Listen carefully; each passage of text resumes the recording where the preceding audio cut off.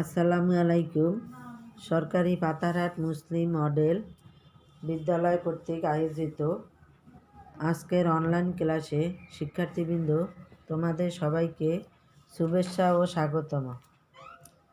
এই মুহূর্তে আমি তোমাদের সাথে আছি। আমি শাহনাজ পারভিন, সহকারী শিক্ষক, ব্যবসা শিক্ষা, সরকারি পাতারহাট মুসলিম মডেল উচ্চ বিদ্যালয়। শিক্ষার্থীবৃন্দ, আমি এখন তোমাদের নবম ও দশম শ্রেণীর হিসাব বিজ্ঞান বইয়ের দ্বিতীয় অধ্যায় সম্পর্কে আলোচনা করব। তোমরা সবাই মনোযোগ সহকারে খাতা কলম নিয়ে বসো। শিক্ষার্থীবৃন্দ, এখানে তোমরা কতগুলো ছবি দেখতে পাচ্ছ। এই ছবিগুলোর দিকে মনোযোগ সহকারে তাকাও। প্রথম ছবিতে দেখা যাচ্ছে দুইজন লোক দাড়িপাল্লা নিয়ে দাঁড়িয়ে আছে। এখানে দুইজনেই দাড়িপাল্লাটি হাতে নিয়ে দাঁড়িয়ে আছে। আরেকটি ছবিতে দেখা যাচ্ছে দুইজন লোক এখানে আদান প্রদান করছে, অর্থাৎ এখানে সংক্ষেপে এরা দেওয়া নেওয়া করছে। তাহলে এই যে আদান এবং প্রদান করলেই এখানে লেনদেনের সৃষ্টি হয়। শিক্ষার্থীবৃন্দ, তাহলে আমাদের আজকের পাঠ লেনদেনের ধারণা। শিক্ষার্থীবৃন্দ, লেনদেনের ধারণা বলতে বোঝায় আধুনিক সমাজ ব্যবস্থায় হিসাব লিপিবদ্ধকরণের ক্ষেত্রে লেনদেন শব্দটির অর্থ অত্যন্ত গুরুত্বপূর্ণ। ব্যবসা জগতে বিভিন্ন ঘটনার উদ্ভব হয়, কিন্তু সমস্ত ঘটনাকে হিসাবের বইতে লিপিবদ্ধ করা হয় না। তাহলে আমরা অর্থের অঙ্কে পরিমাপযোগ্য ঘটনা বা ব্যবসায়ের আর্থিক অবস্থার পরিবর্তন ঘটে সেই সমস্ত ঘটনাকেই লেনদেন হিসেবে পরিমাপযোগ্য করা যায়। শিক্ষার্থীবৃন্দ, তোমরা লক্ষ্য করো, এখানে আমরা এই পাঠ শেষে শিখতে পারবো, ঘটনা সম্পর্কে বলতে পারবো, লেনদেন ব্যাখ্যা করতে পারবো, লেনদেন চিহ্নিত করতে পারবো, ঘটনা ও লেনদেনের পার্থক্য করতে পারবো। শিক্ষার্থীবৃন্দ, এখানে তোমরা কতগুলো ছবি দেখতে পাচ্ছ। এই ছবিগুলো প্রত্যেকটি এক একটি ঘটনা। এখানে প্রাত্যহিক জীবনে এক একটি ঘটনা ঘটেছে। শিক্ষার্থীবৃন্দ, তাহলে আমরা ঘটনা বলতে কি বুঝি? ঘটনা বলতে আমরা বুঝি প্রাত্যহিক জীবনে যা কিছু ঘটে তা প্রত্যেকটি ঘটনা, অর্থাৎ আমাদের দৈনন্দিন জীবনে যা কিছু ঘটে সেটি প্রত্যেকটি একটি ঘটনা। শিক্ষার্থীবৃন্দ, এখন আমরা লেনদেন সম্পর্কে আলোচনা করব। লেনদেন বলতে বোঝায় অর্থের আদান প্রদান বা অর্থের মাপকাঠিতে পরিমাপযোগ্য কোনো ঘটনা, ইভেন্ট বা সেবা সার্ভিস আদান প্রদানের মাধ্যমে কোনো প্রতিষ্ঠানের আর্থিক অবস্থার পরিবর্তন ঘটলে ওই সমস্ত ঘটনা বা আদান প্রদানকে লেনদেন বলা হয়। শিক্ষার্থীবৃন্দ, এই লেনদেনের আবার কতগুলো বৈশিষ্ট্য আছে, অর্থাৎ লেনদেন শব্দটির আবিধানিক অর্থই হলো গ্রহণ ও প্রদান, অর্থাৎ দেওয়া ও নেওয়া। এই লেনদেনের কতগুলো বৈশিষ্ট্য আছে। অর্থের অঙ্কে পরিমাপযোগ্য। শিক্ষার্থীবৃন্দ, লেনদেনের একটি উল্লেখযোগ্য বৈশিষ্ট্য হল ঘটনাকে অবশ্যই অর্থের আদান প্রদান বা নতুবা উক্ত ঘটনাকে লেনদেন বলা যাবে না। শিক্ষার্থীবৃন্দ, অর্থের অঙ্কে পরিমাপযোগ্য ঘটনাকে লেনদেন বলা হয়। লেনদেনের একটি উল্লেখযোগ্য বৈশিষ্ট্য হলো ঘটনাকে অবশ্যই অর্থের অঙ্কে পরিমাপযোগ্য হতে হবে, নতুবা উক্ত ঘটনাকে লেনদেন বলা যাবে না। যেমন আমি তোমাদেরকে একটি উদাহরণের মাধ্যমে বুঝিয়ে দিচ্ছি। নগদ 5,000 টাকা নিয়ে অফিসের জন্য আসবাবপত্র ক্রয় করা হলো। এখানে দুইটি পক্ষ আছে, একটি হচ্ছে নগদান হিসাব এবং অন্যটি হচ্ছে আসবাবপত্র হিসাব। তাই এখানে অর্থের অঙ্কে পরিমাপযোগ্য হয়েছে, তাই এটি একটি লেনদেন। শিক্ষার্থীবৃন্দ, আর্থিক অবস্থার পরিবর্তন। লেনদেনের আরেকটি বৈশিষ্ট্য হলো আর্থিক অবস্থার পরিবর্তন। কোনো ঘটনা দ্বারা যদি কোনো প্রতিষ্ঠানের আর্থিক অবস্থার পরিবর্তন সাধিত হয় তবে সেটি লেনদেন হবে। যেমন কর্মচারীদের বেতন দেওয়া হলো 5,000 টাকা। এখানে আর্থিক অবস্থার পরিবর্তন ঘটেছে, তাই এটি একটি লেনদেন। শিক্ষার্থীবৃন্দ, লেনদেন হইতে হইলে অবশ্যই আর্থিক অবস্থার পরিবর্তন ঘটতে হবে এবং অর্থের অঙ্কে পরিমাপযোগ্য হতে হবে। লেনদেনের আরেকটি বৈশিষ্ট্য হচ্ছে দ্বৈত সত্তা। প্রতিটি লেনদেনই দুইটি পক্ষ থাকতে হবে, অর্থাৎ এই দুইটি পক্ষ হচ্ছে এক পক্ষ সুবিধা গ্রহণ করবে এবং অন্য পক্ষ সুবিধা প্রদান করবে, অর্থাৎ একটি ডেবিট এবং অন্যটি হচ্ছে ক্রেডিট। এই লেনদেনের যদি দুইটি পক্ষ না থাকে তাহলে কোনো লেনদেন সম্ভব হবে না। যেমন কর্মচারীদের বেতন দেওয়া হলো, এখানেও দুইটি পক্ষ জড়িত আছে, বেতন হিসাব এবং অপরটি হচ্ছে নগদান হিসাব। শিক্ষার্থীবৃন্দ, লেনদেনের আরেকটি বৈশিষ্ট্য হলো স্বয়ং সম্পূর্ণ ও স্বতন্ত্র। লেনদেনের আরেকটি উল্লেখযোগ্য বৈশিষ্ট্য হলো প্রতিটি লেনদেন স্বয়ং সম্পূর্ণ, অর্থাৎ একটি আরেকটি হতে সম্পূর্ণ আলাদা। একটির সাথে অন্যটি কোনো স্বয়ং সম্পূর্ণ এবং স্বতন্ত্র হতে হবে। শিক্ষার্থীবৃন্দ, এখানে লেনদেনের আরেকটি বৈশিষ্ট্য হলো দৃশ্যমানতা। লেনদেন দৃশ্যমান ও অদৃশ্যমান উভয়ই হতে পারে, অর্থাৎ লেনদেন দৃশ্যমান লেনদেন হলো আসবাবপত্র ক্রয় 10,000 টাকা।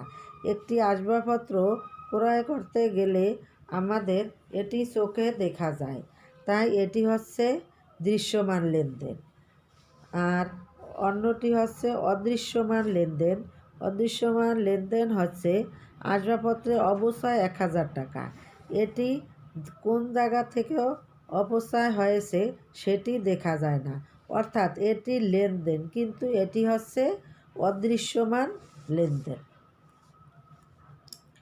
শিক্ষার্থীবৃন্দ, লেনদেনের আরেকটি বৈশিষ্ট্য হচ্ছে ঐতিহাসিক ঘটনা।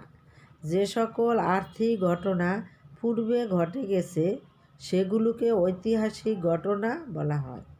ঐতিহাসিক ঘটনাকে লেনদেন বলা হয়। আবার ভবিষ্যতে ঘটতে পারে এমন ঘটনা ব্যবসায়ের আর্থিক অবস্থার পরিবর্তন সাধন করলে অবশ্যই তা লেনদেন বলে গণ্য হবে। শিক্ষার্থীবৃন্দ, যেমন অনাদায়ী পাওনা সঞ্চিতি, বাটা সঞ্চিতি ইত্যাদি, এটি হচ্ছে ঐতিহাসিক ঘটনা। শিক্ষার্থীবৃন্দ, এখানে তোমরা লক্ষ্য করো এই লেনদেনকে আবার দুই ভাগে ভাগ করা যায়। একটি হচ্ছে বাহ্যিক লেনদেন, অর্থাৎ বাহ্যিক লেনদেন এটি কোনো অর্থনৈতিক ঘটনা দুইটি পক্ষকে বা দুটি প্রতিষ্ঠানকে প্রভাবিত করে। আমি তোমাদের উদাহরণের মাধ্যমে বুঝিয়ে দিচ্ছি। তোমরা এখানে একটি ছবি দেখতে পাচ্ছ। উদাহরণস্বরূপ, কোনো সরবরাহকারীর কাছ থেকে বাবুল স্টোর্স কর্তৃক পণ্যদ্রব্য ক্রয় অথবা ব্যবসায় প্রতিষ্ঠান কর্তৃক বাড়িওয়ালাকে মাসিক ভাড়া প্রদান। এখানে এটি হচ্ছে বাহ্যিক লেনদেন। আর অন্যটি হচ্ছে অভ্যন্তরীণ লেনদেন। অভ্যন্তরীণ লেনদেন হচ্ছে ব্যবসায়ের শুধু অভ্যন্তরীণ আর্থিক অবস্থাকে প্রভাবিত করে। এখানে উদাহরণস্বরূপ মেশিনারি ব্যবহারের ফলে অদ্ভুত অবস্থায় বা মূল্যহ্রাস, নগদ টাকার আদান প্রদান বা বাকিতে ক্রয় বিক্রয় ছাড়াও সেবা আদান প্রদানের মাধ্যমে লেনদেনের উদ্ভব হতে পারে। শিক্ষার্থীবৃন্দ, কোনো ঘটনা লেনদেন হতে হলে প্রয়োজন হবে আমাদের, তোমরা লক্ষ্য করো, প্রথমে অর্থের অঙ্কে পরিমাপযোগ্য হতে হবে। এরপরে আর্থিক অবস্থার পরিবর্তন হতে হবে।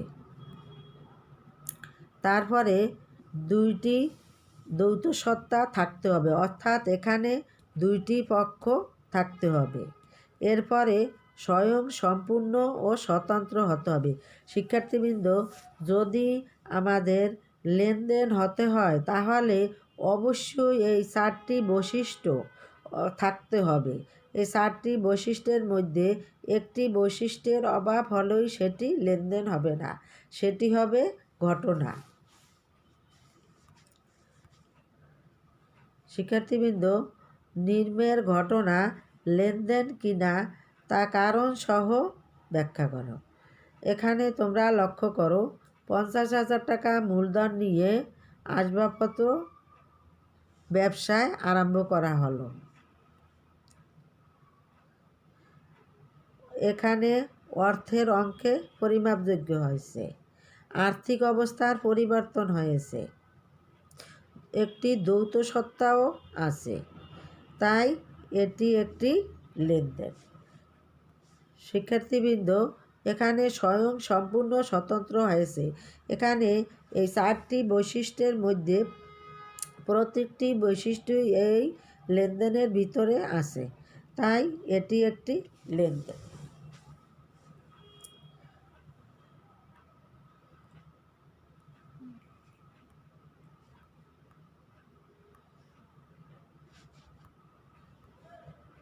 শিক্ষার্থীবৃন্দ, নগদে 15,000 টাকা পণ্য ক্রয়। এখানেও এই 4টি বৈশিষ্ট্য বিদ্যমান আছে। তোমরা লক্ষ্য করো, তাহলে এটিও একটি লেনদেন।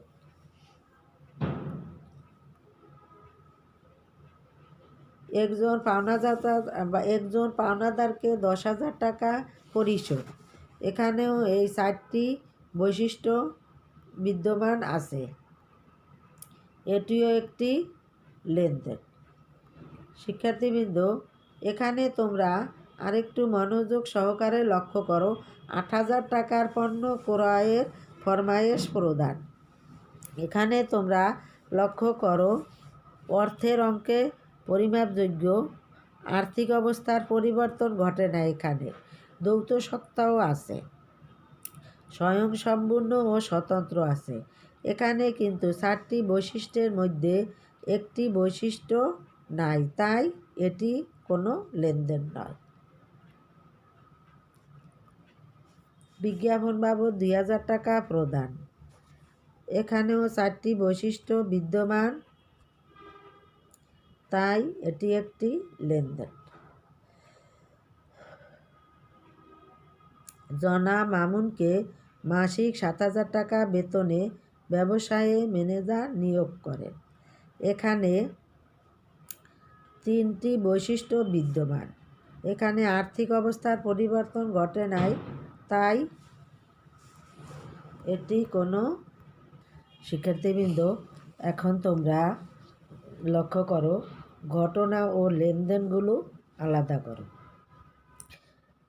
ডিসেম্বর 1 5 লক্ষ টাকা নিয়ে ব্যবসা শুরু করা হলো। এটি একটি লেনদেন।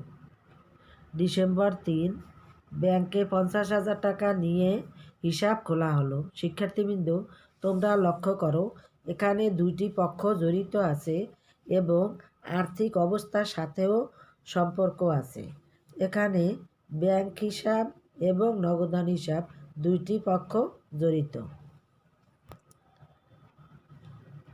ডিসেম্বর 5 ধারে পণ্য ক্রয় 25,000 টাকা। এখানেও দুটি পক্ষ জড়িত আছে এবং আর্থিক অবস্থার সাথে সম্পর্কযুক্ত। এটি লেনদেন। এখানে আরেকটি তোমরা লক্ষ্য করো, ডিসেম্বর 10 মালিক ব্যাংক হতে ব্যক্তিগত প্রয়োজনে ঋণ গ্রহণ 40,000 টাকা। শিক্ষার্থীবৃন্দ, এটি কোনো লেনদেন নয়। ব্যক্তিগতভাবে ঋণ গ্রহণ করলে এটি লেনদেন হবে না। এখানে কোনো পক্ষ জড়িত নয়। ডিসেম্বর 15 45,000 টাকার আসবাবপত্র ক্রয়ের ফরমায়েশ প্রদান। এটিও লেনদেন নয়। শিক্ষার্থীবৃন্দ, আমি এতক্ষণ তোমাদের যা শিখিয়েছি তা থেকে আমরা শিখতে পারলাম হাশেম ব্রাদার্স হতে প্রতি মাসে 10,000 টাকার পণ্য ক্রয়ের জন্য চুক্তি সম্পাদন। উক্ত ঘটনা কি লেনদেন কিনা ব্যাখ্যা করো। শিক্ষার্থীবৃন্দ, এটি কোনো লেনদেন নয়, কারণ এখানে কোনো পক্ষ জড়িত নয়।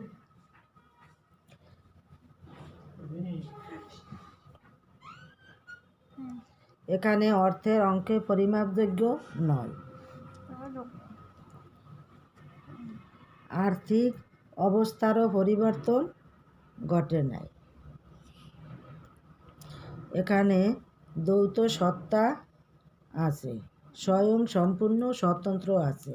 শিক্ষার্থীবৃন্দ, তোমরা লক্ষ্য করো, এখানে এই 4টি বৈশিষ্ট্যের মধ্যে একটি বৈশিষ্ট্য বিদ্যমান নাই, তাই এটি কোনো লেনদেন নয়। শিক্ষার্থীবৃন্দ, আমি তোমাদের একটি বাড়ির কাজ দিয়ে দিচ্ছি। তোমরা সবাই বাড়ির কাজটি খাতায় তুলে নাও। ব্যাখ্যা করো প্রত্যেক লেনদেন ঘটনা, কিন্তু প্রত্যেক ঘটনা লেনদেন নয়।